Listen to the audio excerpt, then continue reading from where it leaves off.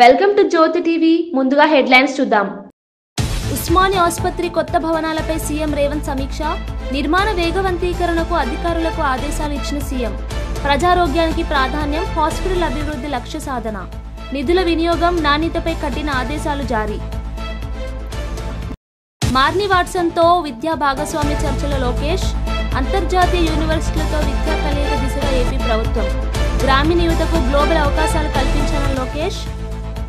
సంయుక్త research faculty exchange పై లోకేష్ చర్యలు. కాంగ్రెస్ నేతలపై commission ఆరోపణలతో బండి సంజయ్ ఫైర్. బిల్లుల ఆమోదంలో అవినీతి ఉన్నదని బండి సంజయ్ వ్యాఖ్య. అవినీతిని బయట పెడతామని కేంద్ర మంత్రి ధీటుగా హెచ్చరిక. బండి సంజయ్ వ్యాఖ్యలతో వేడెక్కిన రాజకీయ వాతావరణం.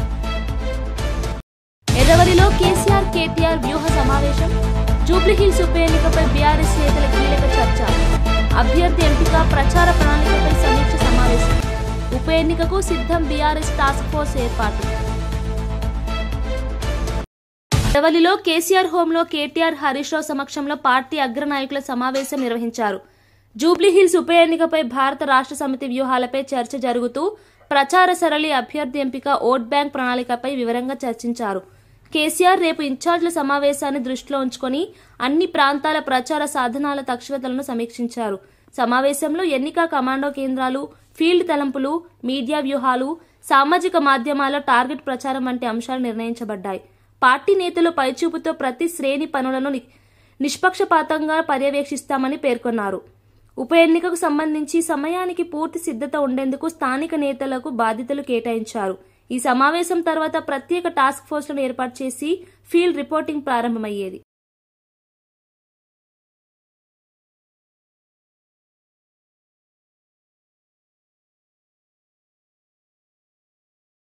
మంత్రి నారా లోకేష్ గ్రిఫిత్స్ యూనివర్సిటీకి ఉపాధ్యక్షురాలు మార్ని వాట్సన్ను కలిసి భాగస్వామ్య అవకాశాలు, విద్యా మార్పిడి, పరిశోధన కలయికలపై చర్చించారు.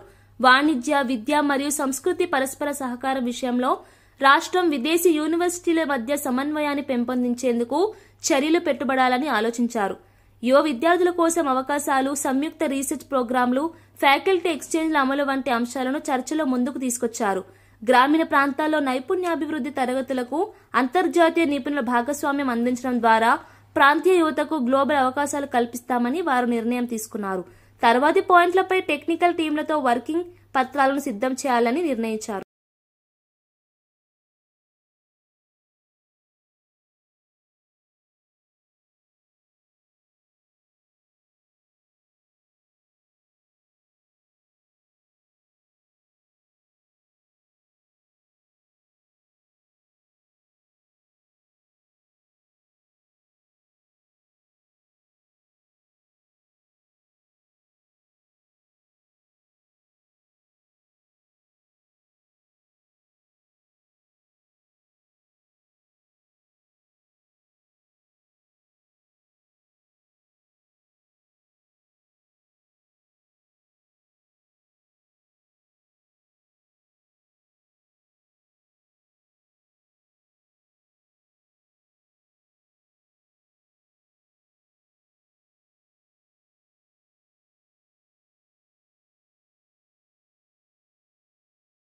మాజీ మంత్రి ఆర్కే రోజా తిరుమలలో ఆదరణతో శ్రీవారి దర్శనం చేశారు.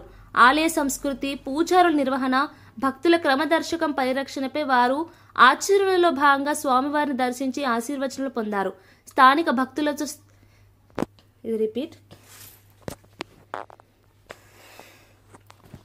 మాజీ మంత్రి ఆర్కే రోజా తిరుమలలో ఆదరణతో శ్రీవారి దర్శనం చేశారు. ఆలయ సంస్కృతి, పూజారుల నిర్వహణ, భక్తుల క్రమదర్శకం పరిరక్షణపై వారు ఆచరణలో భాగంగా స్వామివారిని దర్శించి ఆశీర్వచనాలు పొందారు. స్థానిక భక్తులతో సరళంగా పలకరించి ఆలయ పరిరక్షణ విషయాలపై దృష్టి పెట్టారు. రోజా పూజారులతో నేటి ఉత్సవాల నిర్వహణ గురించి చర్చించారు. భక్తుల సౌకర్యాల కోసం అవసరమైన అధికారులు చర్యలు తీసుకోవాలని సూచించారు. తిరుమల వాతావరణం భారీ వర్షాల కారణంగా భక్తుల ఆందోళన తగ్గించేందుకు దేవస్థానం చర్యలు తీసుకుంటున్నట్లు ఆయనకు తెలియజేశారు. తాను భక్తిగా స్వామివారి ఆశీర్వాదాన్ని పొందినందుకు ఆనందం వ్యక్తం చేశారు.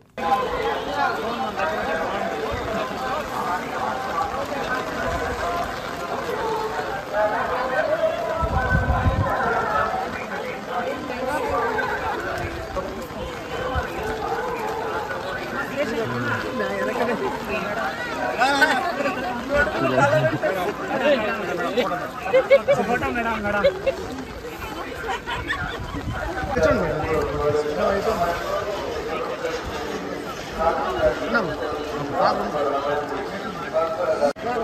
మేడం రావాలి మేడం రండి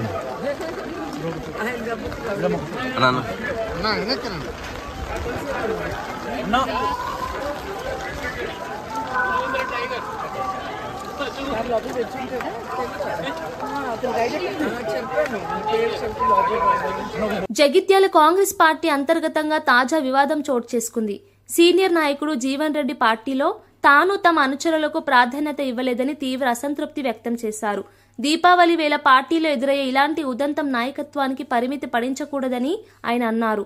తద్వారా ఆదాయపు రాజ్యాంగపరమైన విధులు, నియోజకవర్గ వ్యూహాలపై అధిక స్థానిక నిర్ణయాధికారుల అవసరముందని డిమాండ్ చేయడంతో వర్గాలు పంచాయతీగా మారాయి. మంత్రి అడ్లూరి లక్ష్మణ్ ముందు ఆయన తన అసంతృప్తిని స్పష్టం చేయగా పార్టీ ఎదుటి వర్గాలు పరిషత్తులతో తీర్మానం కోసం చర్చలు ప్రారంభమయ్యాయి. ఈ పరిణామం పరిధిలో నియంతృత్వపు సమీక్ష అవసరం ఏర్పడింది. మీరు అట్లయితే సిద్ధాంతం పెట్టుకున్నారా? ఓన్లీ పార్టీ ఫిర్యాదుదారు చెప్తే నేను పని చేస్తా అని చెప్పని పెట్టండి, బోర్డు పెట్టండి. పార్టీ ఫిర్యాదుదారులకి అవకాశం, ప్రతిపాదన. అట్లయినా కాంగ్రెస్ పార్టీ పెట్టుకున్నదా ప్రభుత్వం? మమ్మల్ని కాపాడే బాధ్యత మీ మీద ఉందా లేదా? ఇవాళ మొత్తం జగిత్యాల ఒక్క దుబ్బరాజన్న కమిటీ తప్ప మిగతా టెంపుల్ కమిటీలు అన్ని ఏదైతుందో నింపిరు సార్. అందులో ఒక్క కాంగ్రెస్ వాళ్ళు లేడు. మన పోలీస్ స్వామి ఇచ్చిండ్రు. దానిలో ఏదైతున్నదో మీ కొప్పలీశ్వర్ గారి న్యాయ సలహాదారులు ఒకరు ఉన్నారు. ఇప్పుడు అక్కడ చొప్పదండి ఏదైతుందో అక్కడ రవిశంకర్ కు న్యాయ సలహాదారుడు ఇంత మంచి చెడ్డ చూస్తారు కదా సార్, ఆయన ఒక సభ్యుడు. మరి కోదండ రామాలయం ఉన్నదన్న, కోదండ రామాలయం అన్యాకృతం అవుతుండే ఏదైతున్నదో మేము 2019 ఎమ్మెల్యే ఓటు మీద అందరం ఏదైతుందో జై శ్రీరామ్ జై హనుమాన్ అని చెప్పి జెండా పాతి దాన్ని కాపాడిన టెంపుల్. ఇదే ఎమ్మెల్యే వాళ్ళు ఉన్న ఎమ్మెల్యే గారు ఏదైతుందో ఆయన ఎమ్మెల్యే గెలిచినాక ఆయన కాపాడే లేకుంటే ఏదైతుందో కాంగ్రెస్ పార్టీ పోయి టీఆర్ఎస్ ప్రభుత్వ హయాం లోపల ఏదైతుందో ఆ దేవాలయ భూమిని కాపాడిన సార్. ఇవాళ ఏదైతుందో ఆ దేవాలయ కమిటీ, విద్యానగర్ రామాలయం కమిటీ, మన మార్కెట్ కూడా వెంకటేశ్వర ఆలయం కమిటీ ఉన్నది, ఆ కమిటీ వెంకటేశ్వర ఆలయం కమిటీ. అంటే సార్ మాకు దేవుణ్ణి కూడా కొలిసే మాకు అది అవగాహన లేదు సార్. దేవుని భక్తి ఇవాళ బీర్పూర్ దేవుని పోయి మొక్కుకొని వచ్చిన సార్ అంటున్నాను నేను. మరి దేవుని కూడా కొలిసేటువంటి మాకు లేదు అవకాశం. లేకుంటే 4 ఏళ్ళు మన జగిత్యాల నియోజకవర్గాన్ని వాళ్ళ కౌలుకి ఇచ్చిందా? కాదు సార్, 4 ఏళ్ళు ఉండుర్రా మీరు, మీకు సాగు చేయలేదు, దున్నత్తలేదు. మీరు 6 ఏళ్ళ గడికి మంచి వ్యవసాయం చేసిండాడు, వారికి అయితే అనుభవం ఉంది, వాడు మంచిగా దున్నుతాడు. ఈ 4 ఏళ్ళని కౌలుకి ఇద్దాంరా బీఆర్ఎస్కి. అయినగా మళ్ళీ మీరు ఎట్లా ఉంటారు? మనం ఎక్కడ పోతాం? ఎక్కడ పోం కదా. ఈ 4 ఏళ్ళకి ఎంత వ్యవసాయం లేదట, ఈ 4 ఏళ్ళు దున్నుకొని కౌలుకి ఇచ్చిందా? మరి జగిత్యాల నియోజకవర్గాన్ని కూడా ఫిరాయింపుదారులకు కౌలుకి ఇచ్చిందా? జగిత్యాల నియోజకవర్గాన్ని ఫిరాయింపుదారులకు, వలసదారులకు కౌలుకి ఇచ్చిండ్రా? మాకు ఏం చేస్తారు సార్? దయచేసి చెప్పండి. మాకు ఏం చేస్తారు చెప్పండి. ఎందుకు మానసికంగా హింసిస్తారు? మీరే అవునన్నా. ఇప్పుడు దీనికంటే ఒకటికే పుడిచి పారేయండి. రాష్ట్ర దేశంలో నిర్ణయం తీసుకున్న మీనాక్షి మేడం దగ్గర మాట్లాడింది. అదే సార్, రాహుల్ గాంధీ గారు, మేము రాహుల్ గాంధీ గారి యొక్క సైనికులు. అవును సార్, మేము రాహుల్ గాంధీ గారి సైనికులు ఉంటున్నాను. మీరు అక్కడ మాట్లాడారు. మేము రాహుల్ గాంధీ గారి సైనికులు. వారు ఏమన్నారు? జై బాపు, జై భీమ్, జై సంవిధాన్. అవును సార్, రాజ్యాంగాన్ని పరిరక్షించడం తన జయం పెట్టుకున్నారు రాహుల్ గాంధీ గారు. మనమందరం కూడా, మీరు కూడా రాహుల్ గాంధీ గారి సైనికులు, మనమందరం రాహుల్ గాంధీ గారి సైనికులం. రాహుల్ గాంధీ గారి యొక్క ఆలోచన విధానానికి అనుగుణంగా మనం ముందుకు పోతాం. మీరు దేశంలో ఏదైతున్నదో రాజ్యాంగ పరిరక్షణ కొరకు ఆయన పాప కాలుకు బలపం కట్టుకొని ఏదైతుందో ఆయన తిరుగుతుంటే ఇక్కడ మనం ఏం చెప్తున్నాం? మనం నీరు కాస్తున్నామా లేదా? తిరుపతి జిల్లాలో 5 రోజులుగా నిరంతర వర్షం పడుతున్న నేపథ్యంలో వాగులు, పైన మార్గాలు ఉప్పొంగిపోతోంది. శ్రీకాళహస్తిలో రోడ్లపై భారీ వరద నీరు ప్రవహించి స్థానికులు తీవ్ర ఇబ్బంది పడ్డారు. ఏర్పేడు మండలంలోని నాయకుండ గుడిమలం రహదారిపై సీతకాలువ కాల్జ్వేల వద్ద వరద ప్రవాహం నిలకడగా కొనసాగుతోంది.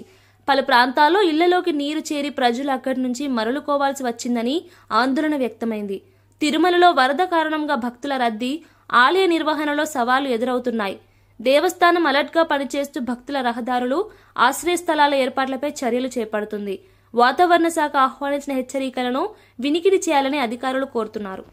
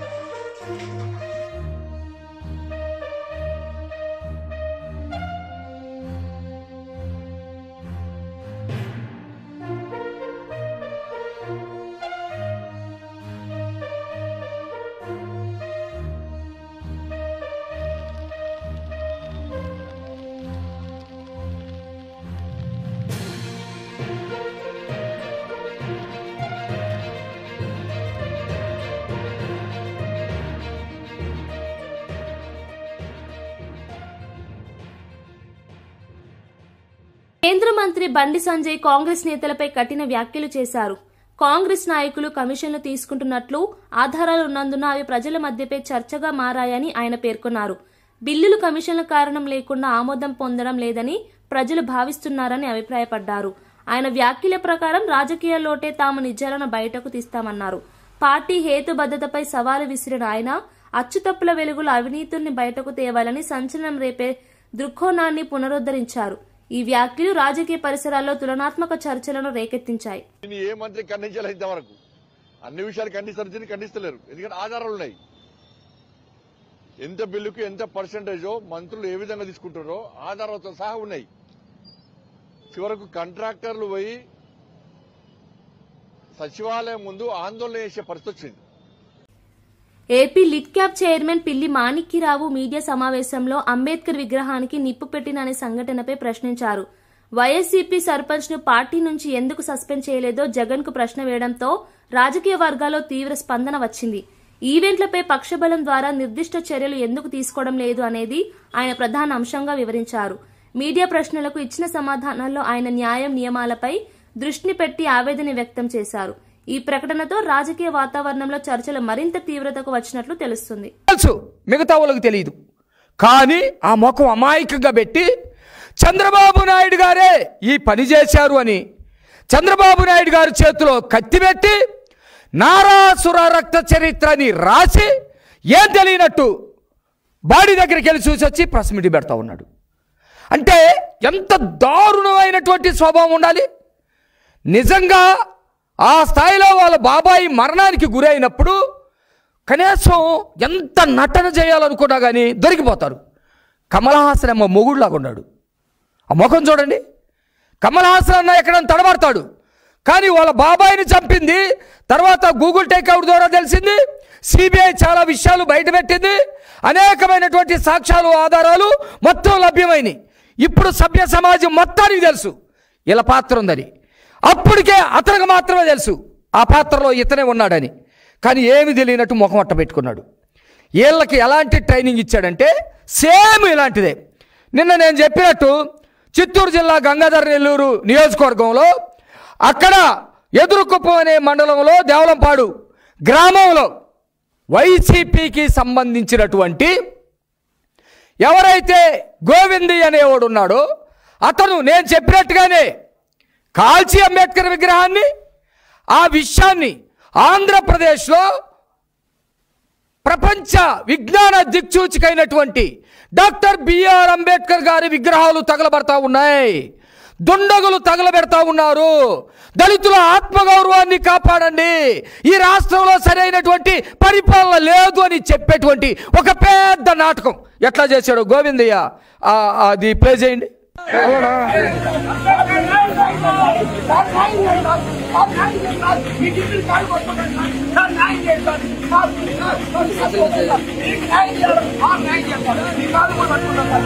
ఆ స్టిల్ అట్లా ఉంచండి, అట్లా ఉంచండి. న్యాయం చేయండి సార్, న్యాయం చేయండి సార్ అంటుంది ఎవడో తెలుసా? గోవిందయ్య, వైసీపీ సర్పంచ్.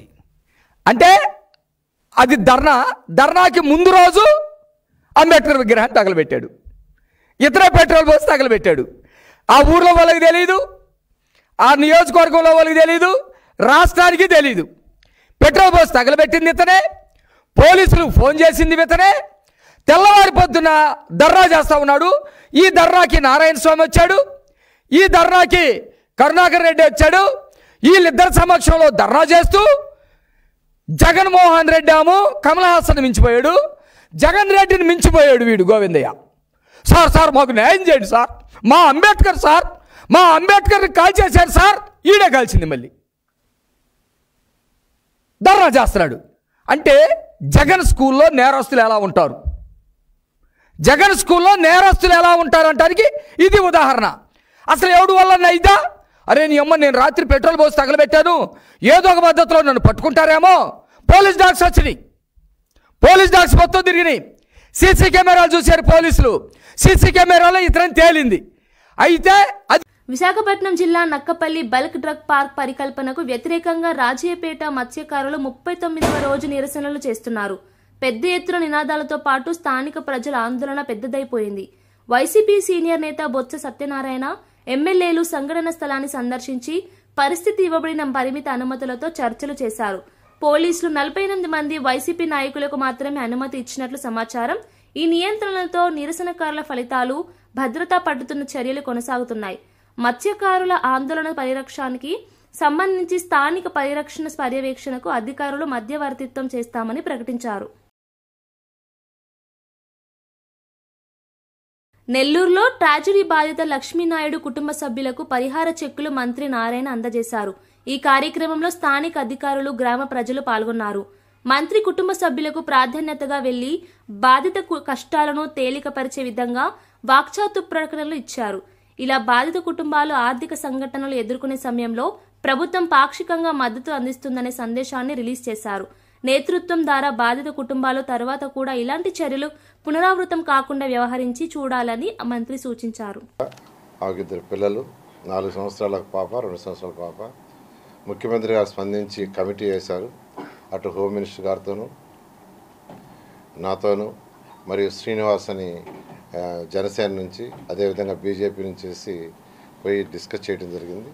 దాని మీద నిన్న మళ్ళా కమిటీని పిలిచి ముఖ్యమంత్రి గారు డిస్కస్ చేసి సుజాతకి వాళ్ళ పిల్లలకి ఎటువంటి ఇబ్బంది జరగకూడదని నిన్న యాక్చువల్గా సుజాతకి ఒక 5 లక్షల రూపాయలు, తర్వాత వాళ్ళ పిల్లల ఎదురుకి ఒక్కొక్కరికి 5 లక్షల డిపాజిట్ చేయమన్నారు. అదేవిధంగా ఎవరైతే బెడ్ మీద యాక్చువల్గా ఈరోజు సర్జరీ చేయించుకొని అంటే వెన్నుపూస దెబ్బతిందో వారికి యాక్చువల్గా 5 లక్షలు, అదేవిధంగా భార్గవ్ అనే ఇంకొక బ్రదర్కి ఒక 3 లక్షలు యాక్చువల్గా శాంక్షన్ చేశారు. ఇది కాకుండా సుజాత వాళ్ళ పిల్లల యొక్క శ్రేయస్సును దృష్టిలో పెట్టుకొని సుజాతకు 2 ఎకరాలు, వాళ్ళిద్దరు పిల్లలకు 2 ఎకరాలు 2 ఎకరాలు ఇవ్వమని కలెక్టర్ గారికి ఆల్రెడీ ఆదేశించారు.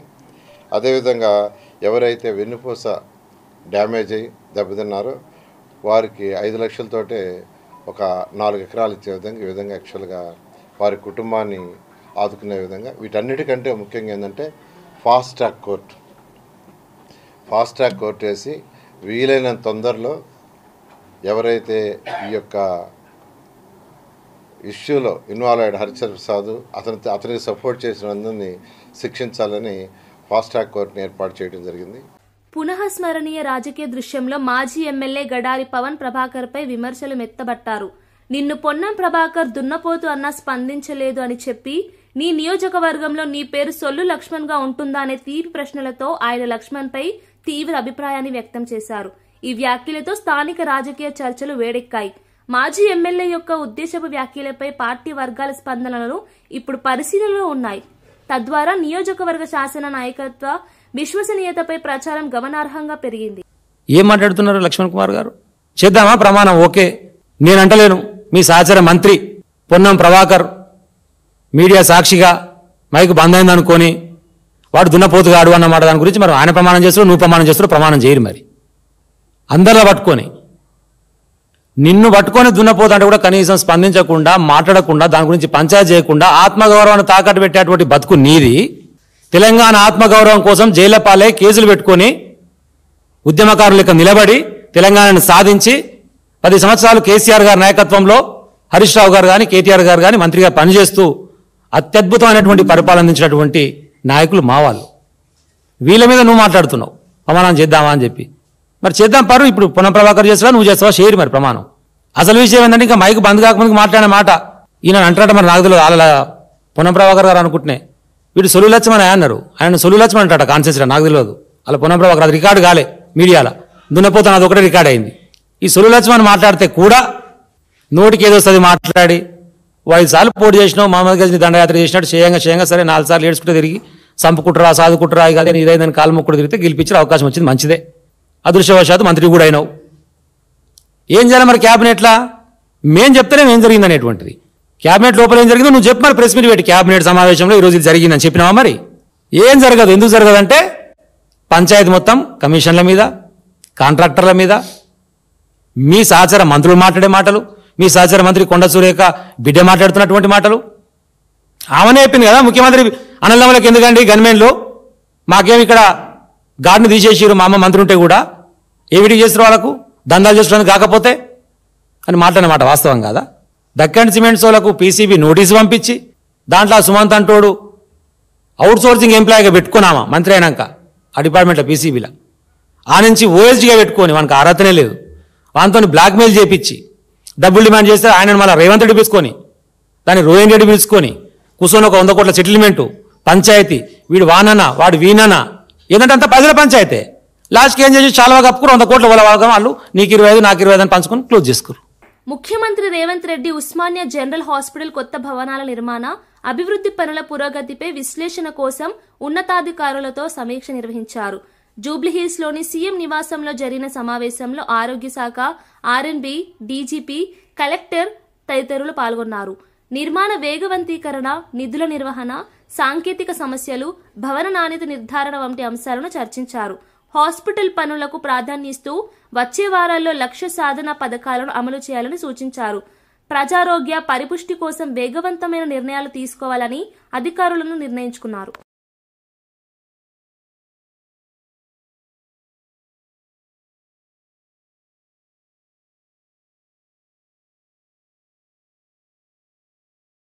మంత్రి గుమ్మడి సంధ్యారాణి కొన్ని ముఖ్య వ్యాఖ్యలతో వివాదంలో చిక్కుకున్నారు.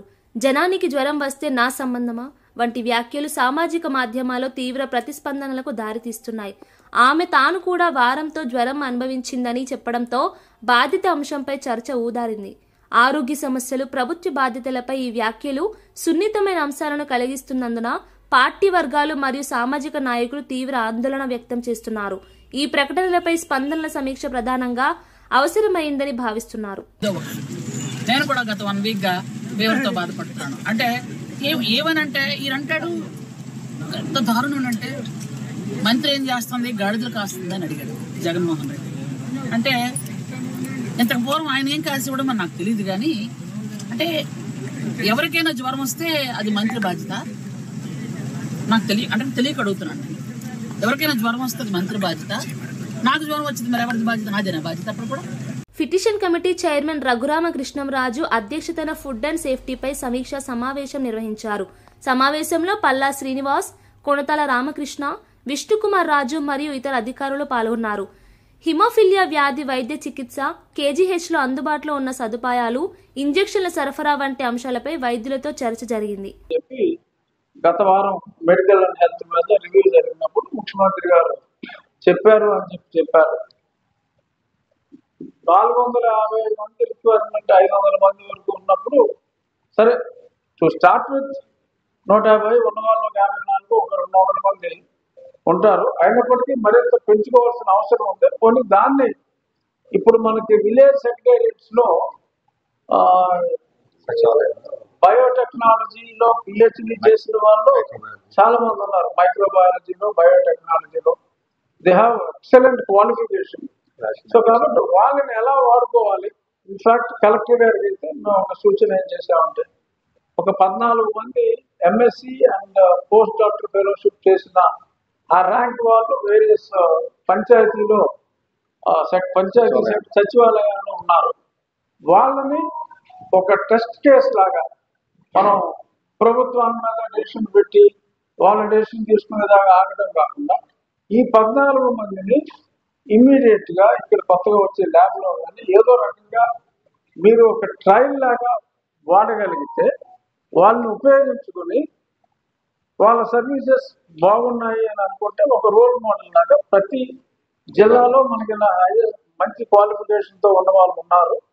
వాళ్ళని దీనికి అక్కడ క్వాలిఫికేషన్ ఉంటే వాళ్ళకి తగిన వర్క్ లేదు. ఇక్కడ హ్యూజ్ రిక్వైర్మెంట్ ఉంది. ఇది ఒక పెద్ద సాంఘిక సమస్య. ఆరోగ్యం ఉన్నది కానీ ఇక్కడ వర్క్ చేయడానికి మనుషులు లేదు. సో దీన్ని ఎలాగ కాంపెన్సేట్ చేయాలి? ఒక ట్రయల్ లాగా విశాఖపట్నంలో కలెక్టర్ గారిని ఇనిషియేటివ్ తీసుకోమని చెప్పి కూడా కోరటం జరిగింది. ఆయన ఇనిషియేటివ్ తీసుకోగలిగితే this would set a good role model for other districts in the state. ఆఫీసర్లు లేరు వచ్చింది కూడా అదే మేము చెప్తున్నాం. 500 మంది 50 మంది ఉన్నారు. ఇప్పుడు ఆఫీసర్ల సంఖ్యను పెంచడం ఫస్ట్ ప్రయారిటీ. రాబోయే 3 నెలల్లో ముందు సచివాలయం సిబ్బందిని కొంతమందిని అయినా సరే ఇక్కడ ముఖ్యమంత్రి గారికి చెప్పి కన్విన్స్ చేసి వాళ్ళని ఇక్కడ టెంపరీగా డిప్యుటేషన్ అయినా సరే తీసుకుని క్వాలిఫైడ్ ఓన్లీ క్వాలిఫైడ్ ఇక్కడ ఉన్న క్వాలిఫైడ్ మన రిక్వైర్మెంట్ కన్నా ఎక్కువ మంది ఉన్నారు. ఆ క్వాలిఫైడ్ పీపుల్ ని ఇక్కడికి తీసుకొచ్చి ఈ వర్క్ లో పెట్టి మీరు అన్నట్టు 5 స్టార్ హోటల్ లేదు, రోడ్ సైడ్ వెండర్ లేదు, అందరినీ సమానంగానే చూస్తాం. 5 స్టార్ హోటల్ అంటే ఆటోమేటిక్ గా మంచి క్వాలిటీ ఉంటుంది అని ఏం లేదు. సో అన్నిటినీ కూడా ఖచ్చితంగా టెస్ట్ చేసి ప్రజలకి శుభ్రమైన నీరు, శుభ్రమైన ఆహారం సప్లై అయ్యేది. ఇది ఒకటే కాదు, ఇప్పుడు మనం సోషల్ వెల్ఫేర్ హాస్టల్స్ ఉన్నాయి, అంగన్వాడీ సెంటర్లో వంట వండుతున్నారు. ఎక్కడైతే వంట వండుతున్నారో ఎవ్రీథింగ్ ప్రతిదీ కూడా ఈ పరిధిలోకి వస్తుంది. కానీ మనకి సిబ్బంది కొరత చాలా తీవ్రంగా ఉంది. ఫస్ట్ సర్జికల్ అటాక్ ఈ సిబ్బంది కొరత మీద ఫోకస్ చేసింది కమిటీ. ఖచ్చితంగా దానికి ఏదో రకంగా సొల్యూషన్ చూసి రాబోయే 2-3 నెలల్లో ఆ సిబ్బంది కొరత నివారించి, ఇప్పుడు ఇందాక ఆయన చెప్పారు సంవత్సరాల క్రితం వర్చువల్ గా ఓపెన్ చేశారు బాబు, ల్యాబ్ ఏమైందని అడుగుతుంది. మాకు కూడా ప్రభుత్వానికి కూడా చాలా ఇబ్బందికరమైన పరిస్థితి. మేము ఇన్ని మాటలు మాట్లాడతా గురించి అన్ని మాట్లాడతా, మరి ఆ ల్యాబొరేటరీ రెడీ అయిపోయిందని ఓపెన్ చేయాలంటే ఇబ్బందిగానే ఉంటుంది. కానీ as we have to face it. అంటే ఖచ్చితంగా నవంబర్ మొదటి వారంలో ప్రారంభిస్తా ఉన్నారు. సో ఒక రోజు అటు ఇటుగా ఖచ్చితంగా. బులెటిన్ ముగించే ముందు హెడ్లైన్స్ మరోసారి చూద్దాం. ఉస్మానియా ఆసుపత్రి కొత్త భవనాలపై సీఎం రేవంత్ సమీక్ష. నిర్మాణ వేగవంతీకరణకు అధికారులకు ఆదేశాలు ఇచ్చిన సీఎం. ప్రజారోగ్యానికి ప్రాధాన్యం, హాస్పిటల్ అభివృద్ధి లక్ష్య సాధన. నిధుల వినియోగం, నాణ్యతపై కఠిన ఆదేశాలు జారీ. మార్ని వాట్సన్తో విద్యా భాగస్వామ్య చర్చల లోకేష్. అంతర్జాతీయ యూనివర్సిటీలతో విద్యా కలయిక దిశగా ఏపీ ప్రభుత్వం. గ్రామీణ యువతకు గ్లోబల్ అవకాశాలు కల్పించిన లోకేష్. సంయుక్త రీసెర్చ్ ఫ్యాకల్టీ ఎక్స్చేంజ్ పై లోకేష్ చర్యలు. కాంగ్రెస్ నేతలపై కమిషన్ ఆరోపణలతో బండి సంజయ్ ఫైర్. బిల్లుల ఆమోదంలో అవినీతి ఉన్నదని బండి సంజయ్ వ్యాఖ్య. అవినీతిని బయట పెడతామని కేంద్ర మంత్రి ధీటుగా హెచ్చరిక. బండి సంజయ్ వ్యాఖ్యలతో వేడెక్కిన రాజకీయ వాతావరణం. ఎర్రవల్లిలో కేసీఆర్ కేటీఆర్ వ్యూహ సమావేశం. జూబ్లీహిల్స్ ఉప ఎన్నికపై బీఆర్ఎస్ నేతల కీలక చర్చ. అభ్యర్థి ఎంపిక, ప్రచార ప్రణాళికపై సమీక్ష సమావేశం. ఉప ఎన్నికకు సిద్ధం బీఆర్ఎస్ టాస్క్ ఫోర్స్ ఏర్పాటు. ఇవి బులెటిన్ విశేషాలు. మరో బులెటిన్లో మళ్ళీ కలుద్దాం. చూస్తూనే ఉండండి.